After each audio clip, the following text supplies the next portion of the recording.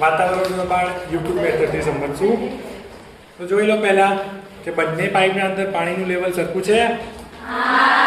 એક બાજુની પાઇપ ઊંચી કરીએ તો પાછું પાણીનું લેવલ કેવું થઈ ગયું? બીજી બાજુની પાઇપ ઊંચી કરીએ તો પાણીનું લેવલ કેવું? સરખું. બરાબર. તો આ પાણીનો ધક્કો કોણ મારતું હશે? તો આના પાછળ કોણ જવાબદાર? વાતાવરણ. બરાબર. વાતાવરણનું દબાણ. જે આ બંને જગ્યાએથી વાતાવરણનું દબાણ. તો આપણે શું કરશું? વાતાવરણનું દબાણ હટાવવા માટે એક બાજુથી વાતાવરણનું દબાણ હટાવી દઈએ. શું કરશું? હટાવી દઈશું. તો હટાવવા માટે શું કરશું? અને અહીંયાથી હું બ્લોક કરી દઉં. હવે જો હવે પાણીનું લેવલ અપડાઉન થાય છે? કઈ ફેરફાર થાય? ના. એની જગ્યાએ હું આ પાઇપને છૂટી મૂકી દઉં તો પાણી બહાર નીકળે છે? ના. કેમ?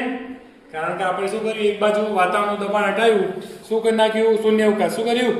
શૂન્યાવકાશ. બરાબર. હવે જો હું ફરીથી ત્યાંથી હાથ હટાવી દઉં તો જો પાછળ બંને લેવલ બેલેન્સ થઈ ગયા. ત્યાં